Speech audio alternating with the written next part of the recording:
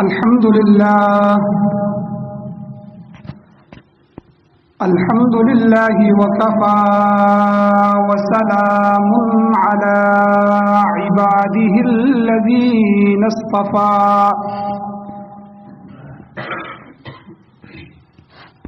أما بعد فأعوذ بالله من الشيطان الرجيم بسم الله الرحمن الرحيم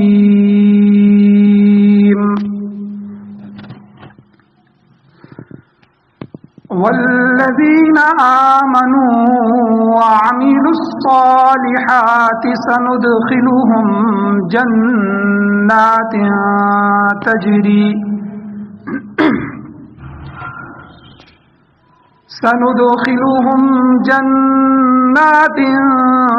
تجري من تحتها الأنهار خالدين فيها أبدا لهم فيها أزواج مطهرة وندخلهم ظلا ظليلا. وعن أبي هريرة رضي الله تعالى عنه عن النبي صلى الله عليه وسلم قال: سبعة يظلهم الله في ظله يوم لا ظل إلا ظله: الإمام العادل وشاب نشأ بعبادة الله ورجل قلبه معلق في المساجد ورجلان تحابا في الله اجتمعا عليه وتفرقا عليه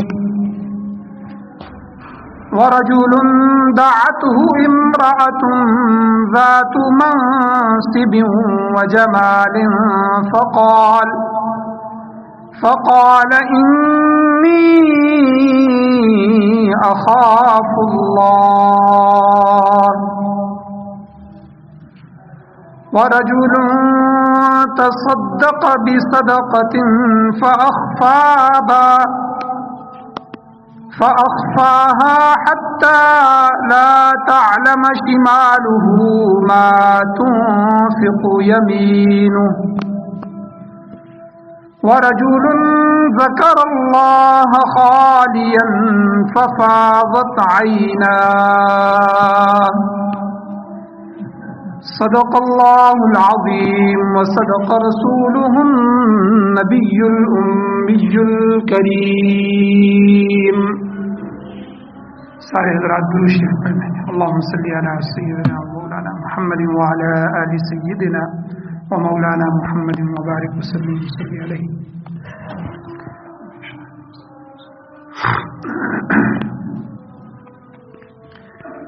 میرے واجب الاحترام، میرے بزرگوں، دوستوں، نوجوان ساتھیوں، اللہ تعالیٰ نے انسانیت پر ہمیشہ رحم فرمایا اور ہماری ہدایت کے لیے اللہ نے کتابیں نازل فرمائیں، پیغمبر نازل فرمائے، تاکہ ان کتابوں کے ذریعے کہ ذالک الکتاب لا ریب فیہ ھدی للمتقین، کہ ایمان والے، تقوی کی صلاحیت والے اس کتاب سے ہدایت پکڑیں اور اس پیغمبر کی ہدایات کی روشنی میں اپنی زندگی کو متعین فرمائیں. اللہ نے میرے آپ کے لیے، پوری انسانیت کے لیے آئیڈیل شخصیت کہ جس کو دیکھا جائے، جس کو اختیار کیا جائے، وہ اپنے پاک پیغمبر علیہ الصلوۃ والسلام کی ذات مبارکہ کو منائے، کہ یہ میرے پیغمبر ہیں، ان کی سنتوں کو، ان کی عادتوں کو، ان کے طریقوں کو اپنی زندگی میں لے آؤ، تو تمہارا بھی میرے سامنے، میری دربار میں، میری ذات مبارکہ کے سامنے تمہاری بھی حیثیت ہو جائے۔ اور آج ہم دنیا والوں کے سامنے، ڈگری والوں کے سامنے، عہدے والوں کے سامنے، مال والوں کے سامنے اپنی حیثیت بنانے کے چکروں میں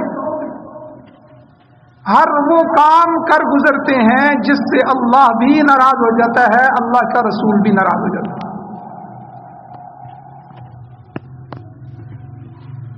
تو میرے دوستو، اللہ نے ہمیں زندگی گزارنے کے لیے اپنے پاک پیغمبر کا پاک طریقہ دیا، اور گزشتہ جمعہ بیان ہو رہا تھا کہ وہ اس امت کے 7 خوش نصیب انسان ایسے ہوں گے،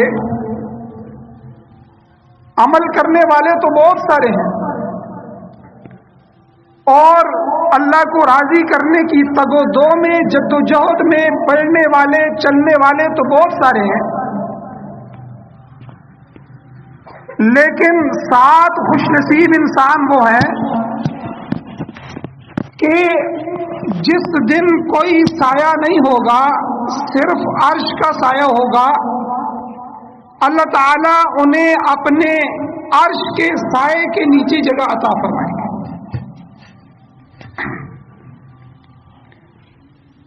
وہ 7 انسان کون سے تھے؟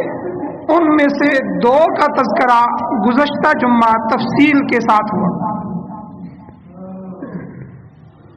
کہ حضور علیہ الصلوۃ والسلام نے فرمایا کہ 7 آدمی ایسے ہیں کہ یظلہم اللہ، اللہ تعالیٰ انہیں سائے میں جگہ دے گا، فی ظلہ، اپنے سائے میں، یوم لا ظل الا ظلہ، جس دن اس کے سائے کے علاوہ کوئی سایہ نہیں۔ پہلا جس کا تذکرہ گزشتہ جمعہ گزرا ہوا الامام العادل،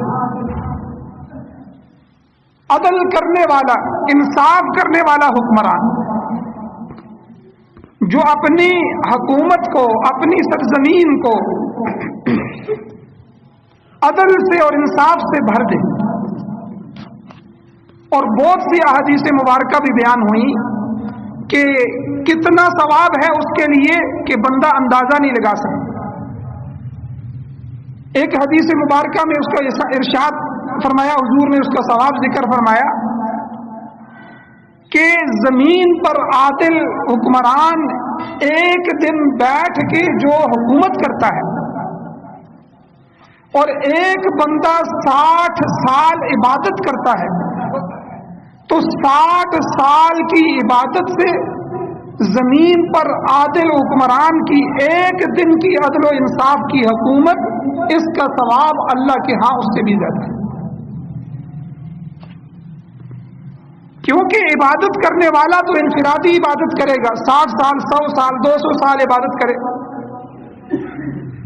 لیکن حکمران نے پوری سلطنت پر عدل کرنا ہے، اس کی عدل کی چھتری کے نیچے سارے محفوظ ہوں گے،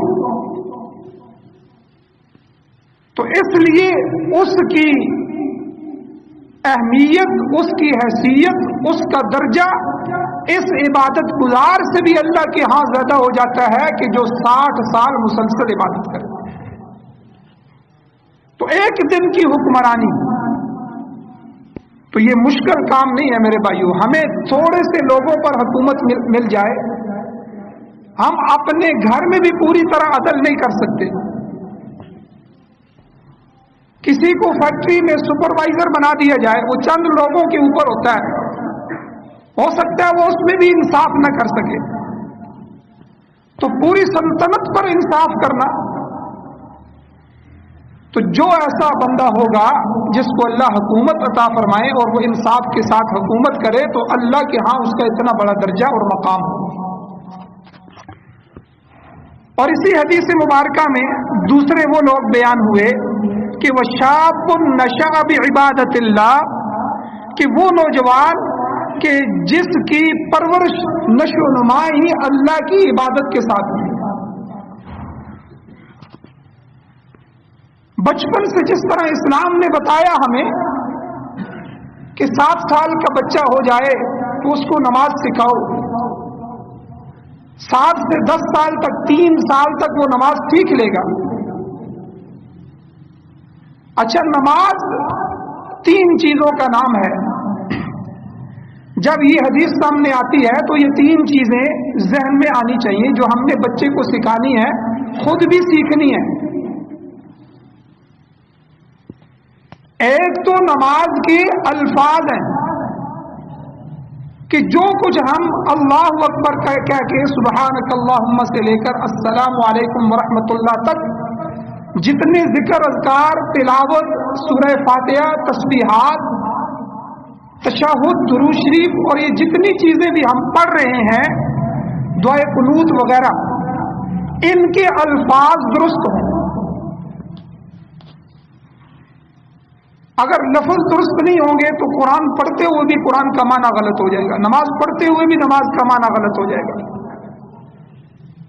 سا کی جگہ سین کی آواز نکل گئی، سین کی جگہ سواد اور سواد کی جگہ سین کی، موٹے اور پتلے حرف کی جگہ پتلے کی جگہ موٹا، موٹے حرف کی جگہ پتلا حرف پڑھ لیا تو لفظ کا معنی تبدیل ہو جاتا ہے.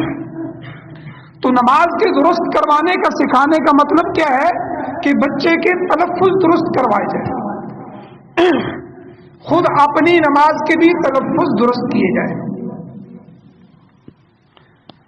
اور دوسرے نمبر پہ نماز کے اندر جو شکل ہے، نماز کے اندر جو حیت ہے، اس حیت کو درست کرنا کہ اللہ اکبر کہتے ہوئے ہاتھ کہاں تک اٹھانے ہیں، ہاتھوں کا رخ کس طرح کرنا ہے. کئی لوگوں کے ہاتھ اس طرح پیچھے کی طرف ہوتے ہیں، کئی لوگوں کے ہاتھ اس طرح ہوتے ہیں، کئیوں نے کان کو پکڑا ہوا ہوتا ہے. یہ سب سنت کے خلاف ہے. تو نماز کی حیت بھی کہ نماز پڑھتے ہوئے ہاتھوں کا رخ کدھر ہونا چاہیے، قبلے کی طرف ہونا چاہیے، سیدھا ہونا چاہیے، نظریں کہاں ہونی چاہیے، سجدے کی جگہ ہونی چاہیے. پھر رکھتے ہوئے جب ہاتھ، تو ہاتھ کس طرح رکھتے ہیں کہ چھوٹی انگلی اور انگوٹھے کا حلقہ بنا کے اس پہ رکھے جائیں اور تینوں انگلیوں کو اس طرح کلائی پہ رکھا جائے اور ناف کے نیچے ہم نے رکھنا ہے. کئی لوگوں کے ناف کے اوپر ہوتے ہیں، کئی لوگوں کے اس طرح بازو انہوں نے پکڑے ہوتے ہیں، کئیوں نے پورا ہاتھ ڈال کے انہوں نے ہاتھ پکڑا ہوتا ہے.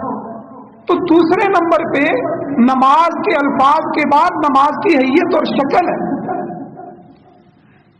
کہ نماز پڑھتے ہوئے ہم نے ہر رکن کو ادا کرتے ہوئے اپنی نظر کہاں رکھنی ہے، اس رکن کو ادا کرتے ہوئے ہم نے اپنے پاؤں کا رخ کتنا کرنا ہے، کھڑے ہوتے ہوئے پاؤں کے درمیان فاصلہ کتنا رکھنا ہے، اور سجدہ کس طرح کرنا ہے، سجدے میں بازو اور رانے اور جو پیٹھ اور یہ ساری چیزیں ان کی حیت کیا ہے، رکوع میں کتنا جھکنا ہے. یہ نماز کی حیت ہے، نماز کی شکل ہے. تو پہلے نمبر پہ نماز کے الفاظ درست ہو جائیں، دوسرے نمبر پہ نماز کی شکل درست ہو جائے، نماز کی کیفیت. اور نماز کی تیسری چیز کیا ہے جو سب سے اہم ہے، ان 2 سے بھی زیادہ اہم چیز ہے، وہ ہے نماز کے وقت دل میں اللہ کے علاوہ کسی کا خیال نہیں، دل میں خشوع اور خضوع پیدا کرنا. حدیث مبارکہ میں آتا ہے، نبی علیہ الصلوۃ والسلام نے فرمایا ایک صحابی کو مخاطب کر کے، میرے صحابی، ایک وقت آئے گا پوری مسجد نمازیوں سے بری ہوگی لیکن کسی کے دل میں بھی خشوع اور خضوع نہیں ہوگی. کہ یہ کیفیت صحابہ کو ملی تھی نبی علیہ الصلوۃ والسلام کی صحبت کی برکت سے. احادیث میں آتا ہے کہ وہ صحابہ کرام جب نماز پڑھتے تو ایسے مشغول ہو جاتے نماز میں کہ نماز کے علاوہ کسی چیز کی توجہ ہی نہیں رہتی. کئی واقعات ایسے بھی آئے ہیں کہ تیر لگ گیا لوگوں نے کہا کہ جب یہ نماز میں کھڑے ہوں گے تب نکالنا، ورنہ تو تکلیف ہوتی ہے، اس طرح تو تیر، اس وقت آپریشن تھیٹر تو تھے نہیں، اسی طرح تیر کو اور اوزار کو جسم سے نکالا جاتا تھا۔ تو اس لیے میرے بھائیوں، نماز کا جب حکم دیا جاتا ہے تو نماز کا مطلب یہ ہے کہ نماز کی ان تینوں چیزوں کو اپنی اولاد کو سکھایا جائے۔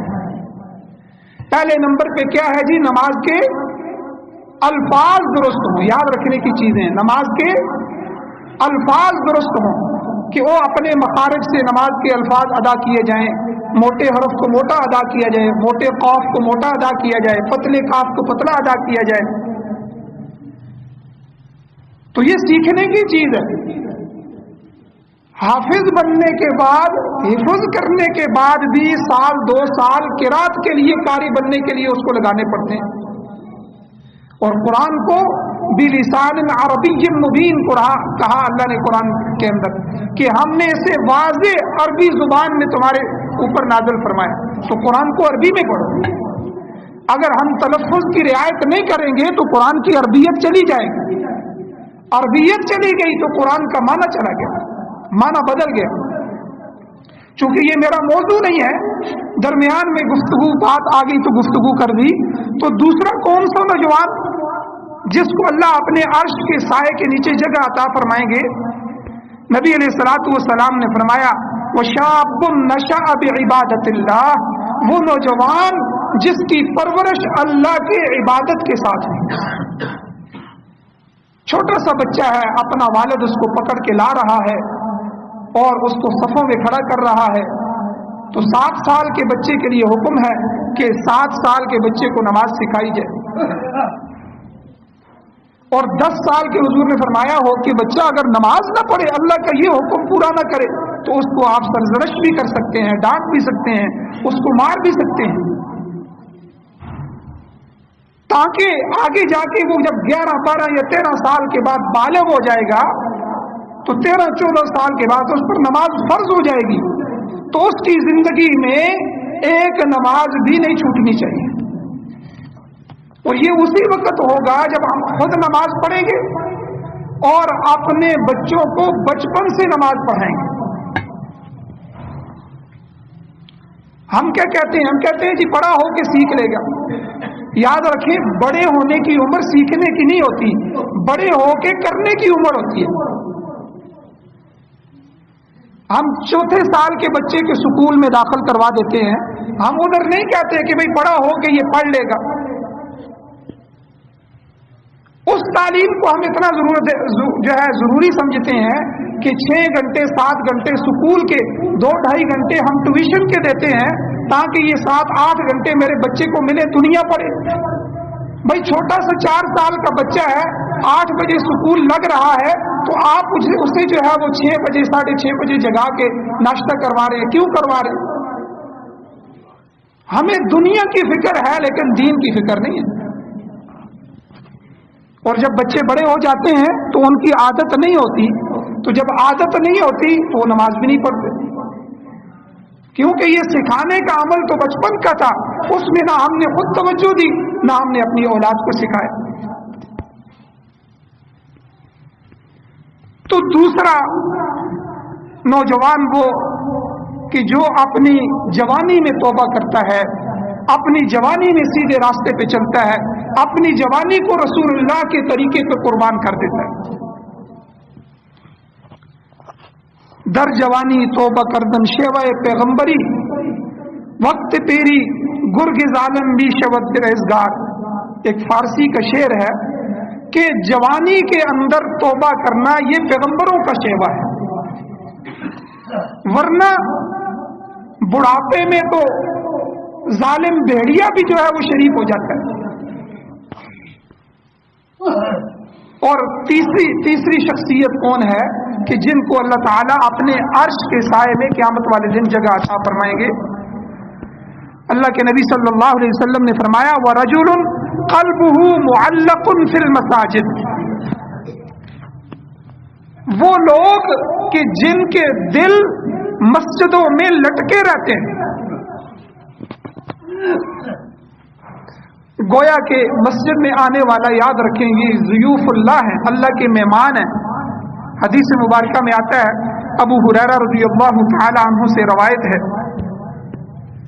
सही बुखारी और सही मुस्लिम शरीफ की हदीस है कि जनाब रसूलुल्लाह मआब सल्लल्लाहु अलैहि वसल्लम ने इरशाद फरमाया कि जो शख्स सुबह को मस्जिद में जाए या शाम को मस्जिद में जाए, अल्लाह ताला उसके लिए हर सुबह और शाम जन्नत से मेहमान नवाजी और ज़ियाफत तैयार करते हैं। अल्लाह कितना इकराम करते हैं अपने घर में आने वालों का कि जितनी मर्तबा बंदा मस्जिद में जाता है, अल्लाह जन्नत में उसके लिए मेहमानी तैयार फरमाते हैं। और दूसरी हदीस में, सही बुखारी शरीफ की हदीस है, हज़रत अबू हुरैरा रज़ियल्लाहु तआला अन्हु से रवायत है, फरमाया कि रसूलुल्लाह सल्लल्लाहु अलैहि वसल्लम ने कि जो शख्स सुबह और शाम मस्जिद जाता है, अल्लाह ताला जितनी मर्तबा वो सुबह शाम जाता है उतनी मर्तबा मेहमान नवाजी फरमाते हैं, और मस्जिद से जो उल्फत और मोहब्बत रखता है, अल्लाह उससे मोहब्बत रखता है। और तीसरी हदीस नबी सल्लल्लाहु अलैहि वसल्लम ने इरशाद फरमाई, जब तुम किसी शख्स को मस्जिद में पाबंदी से आते जाते देखो तो उसके मोमिन होने की गवाही दो, क्योंकि अल्लाह ताला कुरान मजीद में फरमाते हैं, सूरह तौबा की आयत नंबर 18 है कि बेशक वही अल्लाह की मस्जिदों को आबाद करता है जो अल्लाह और आखिरत के दिन पर ईमान रखता है, नमाज कायम करता है और ज़कात देता है। यानी ईमान वाले लोग ही मस्जिदों को आबाद करते हैं। जिनका ईमान जिस दर्जे में कमजोर होता जाता है, वो अल्लाह के घर से भी उतना दूर होते जाते हैं।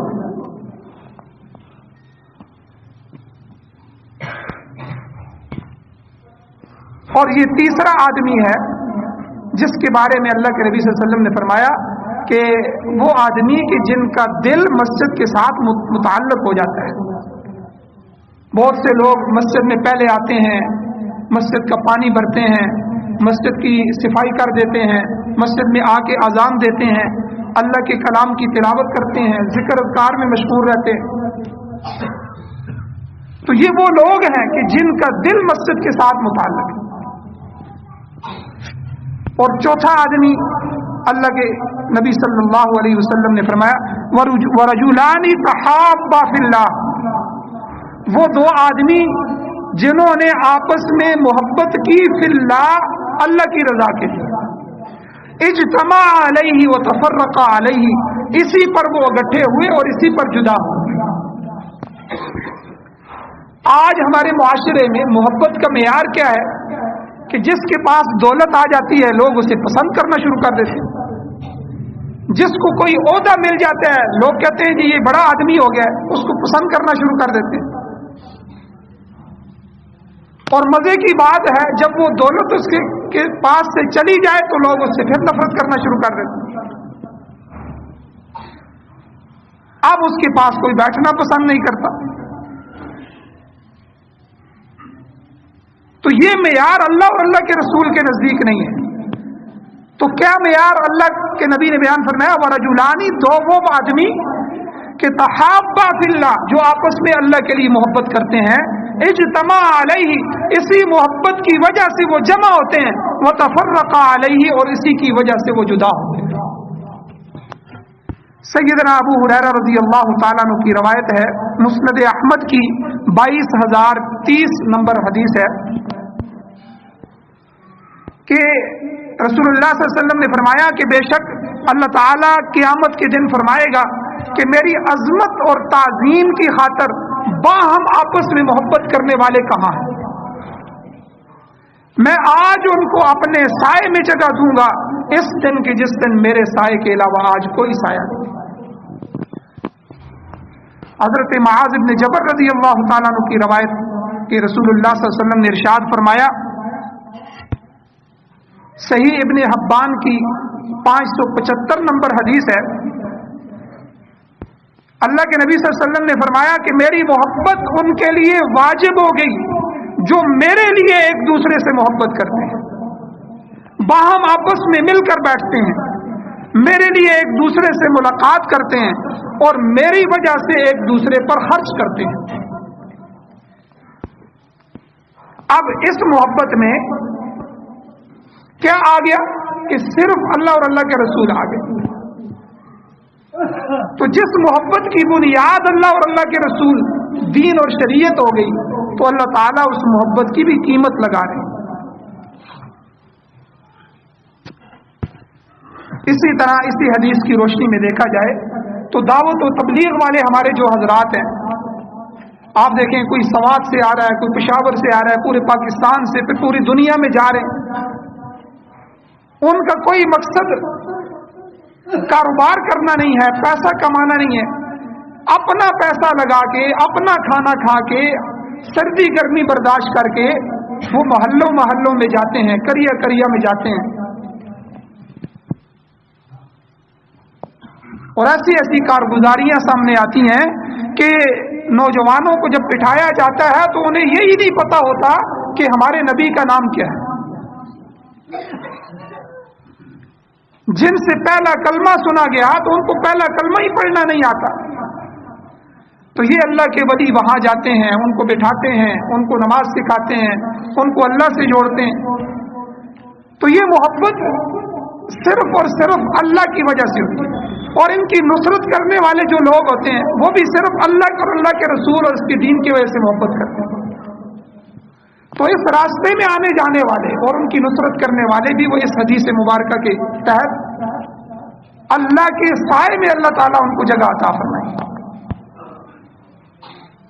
اور پانچواں کون سا آدمی؟ وَرَجُلٌ دَعَتْهُ امْرَأَةٌ ذَاتِ مَنْصِبٍ، کہ وہ آدمی جس کو ایک عہدے دار، ایک منصب والی خوبصورت عورت، وجمال، اللہ کے نبی نے فرمایا عہدے والی بھی، حیثیت والی بھی اور جمال اور خوبصورت عورت اپنی طرف دعوت دیتی ہے، بدکاری کی دعوت دے رہی ہے۔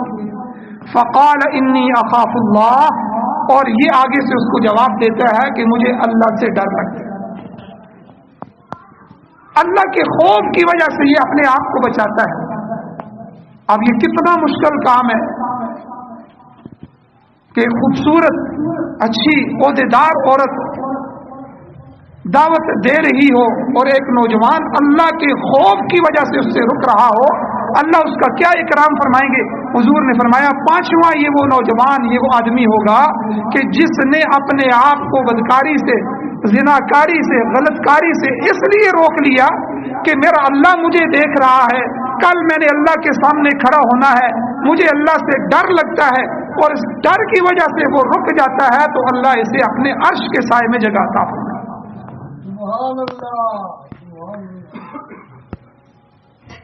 حضرت عبد الرحمن صفوی رحمہ اللہ نے اپنی کتاب نزہۃ المجالس میں بھی لکھا ہے، امام ابن کثیر رحمہ اللہ نے اپنی تفسیر ابن کثیر میں بھی ایک واقعہ لکھا ہے کہ سیدنا عمر فاروق رضی اللہ تعالیٰ عنہ کے زمانے میں ایک شخص نوجوان تھا، عبادت گزار تھا، بڑا پرہیزگار تھا، ایک خوبصورت عورت اس پر فریفتہ ہو گئی، وہ اس کو مائل کرتی رہی حتیٰ کہ نوجوان بھی ایک دن اس کے گھر میں چلا گیا، لیکن اللہ کی شان، جب وہ اس کے گھر میں داخل ہو گیا اسے قرآن مجید کی یہ آیت جو ہے وہ یاد آ گئی، ان الذین اتقوا اذا مسهم طائف من الشیطان تذکروا،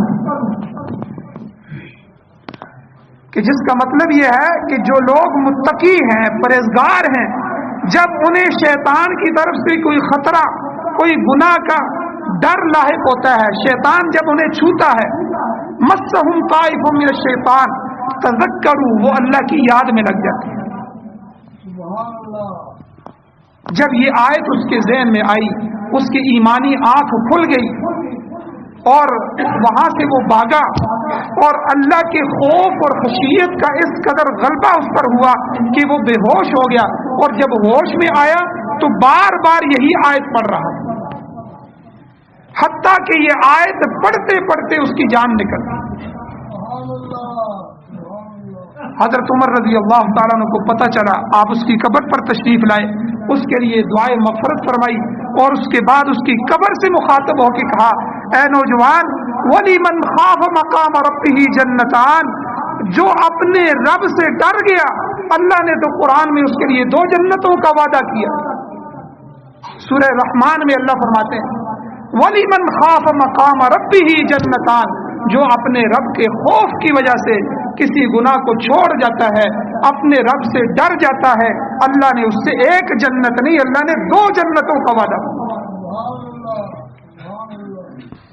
تو روایت میں آتا ہے کہ قبر کے اندر سے اسے حضرت عمر رضی اللہ تعالیٰ عنہ کو آواز آئی کہ وہ نوجوان کہہ رہا ہے کہ اللہ نے مجھے 2 جنتیں عطا فرمائی.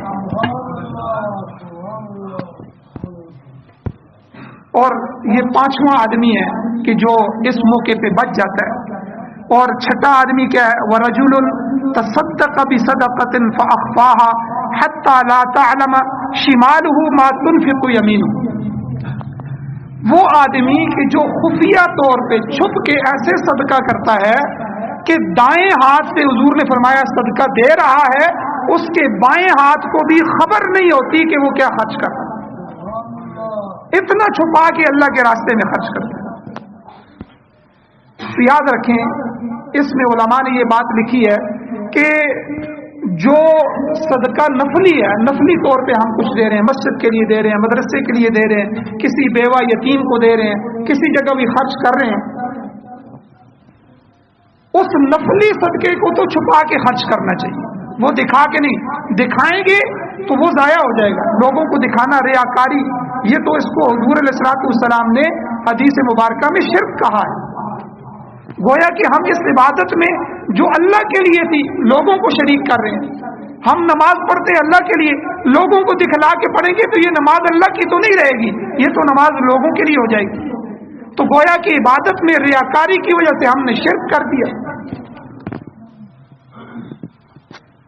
تو نفلی صدقات کو چھپا چھپا کے دیا جائے، خود پتہ نہ ہو، خود دوسرے ہاتھ کو بھی پتہ نہ ہو. کیا مطلب کہ بیوی کو بھی پتہ نہ ہو، بیٹوں کو بھی پتہ نہ ہو، والدین کو بھی پتہ نہ ہو اس نے کہاں صدقہ کیا. ایک گھر میں رہتے ہوئے بھی ایسے صدقہ نکال دے کہ وہ صدقہ اس اور اس کے اللہ کے درمیان صرف باقی رہے، باقی کسی کو کوئی پتہ نہیں. اور جو فرضی صدقات ہیں، زکوٰۃ ہے، صدقہ فطر ہے، تو یہ جو اللہ نے فرض کیے ہیں ہمارے اوپر، عشر ہے. ہمارے بہت سے زمیندار ہیں وہ عشر نہیں نکالتے. یاد رکھیں جو عشر ہے زمین کی فصلوں سے، یہ زکوٰۃ کی طرح فرض ہے.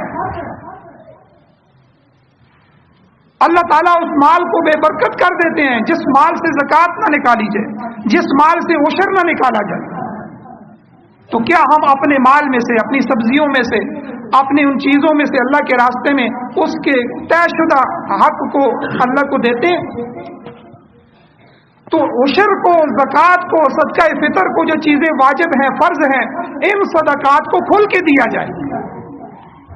اس میں علماء نے 2 چیزیں لکھی ہیں. کھل کے دینے سے دوسروں کو ترغیب ہوگی، بھئی یہ کیا دے رہا ہے، بھئی اس کے اوپر زکوٰۃ فرض تھی، اللہ کا حکم پورا کر رہا ہے، زکوٰۃ دے رہا ہے، اچھا بھئی میں بھی پھر زکوٰۃ دوں.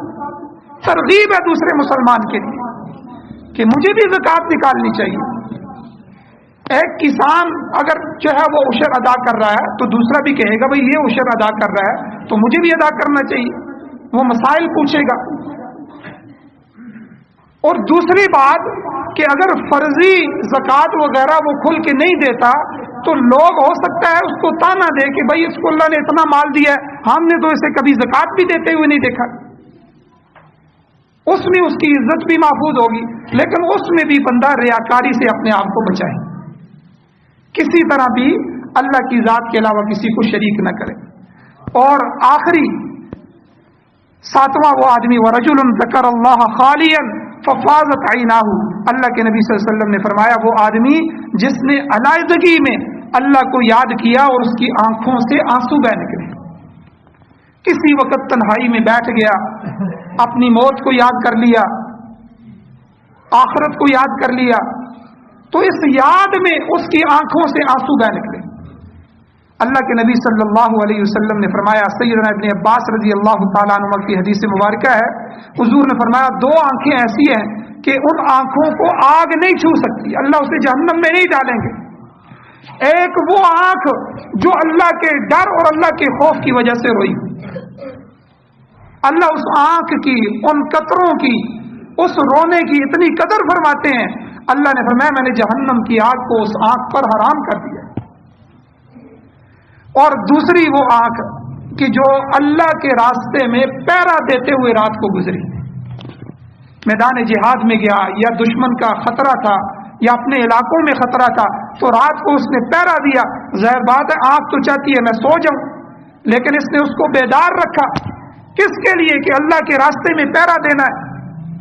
اللہ کے نبی نے فرمایا ان دو آنکھوں کی اللہ تعالیٰ بڑی قدر فرماتے ہیں کہ اللہ تعالیٰ ایک تو ان پر جہنم کو جو ہے وہ حرام کر دیتے ہیں، اور دوسرا یہ ساتواں وہ آدمی ہے، اللہ کے نبی صلی اللہ علیہ وسلم نے فرمایا جس دن کوئی سایہ نہیں ہوگا حشر کے میدان میں اور صرف عرش کا سایہ ہوگا، اللہ کا سایہ ہوگا، اس دن اللہ تعالیٰ اس نوجوان کو اپنے عرش کے سائے کے نیچے جگہ عطا فرمائے۔ اللہ تعالیٰ سے دعا ہے اللہ تعالیٰ ہمیں انہی انسانوں میں سے بنائے کہ جو نبی علیہ الصلوۃ والسلام نے یہ 7 اشخاص بیان فرمائے۔ اللہ تعالیٰ ہمیں دین پر عمل کرنے کی توفیق عطا فرمائے۔ وآخر دعوانا الحمد للہ رب العالمین۔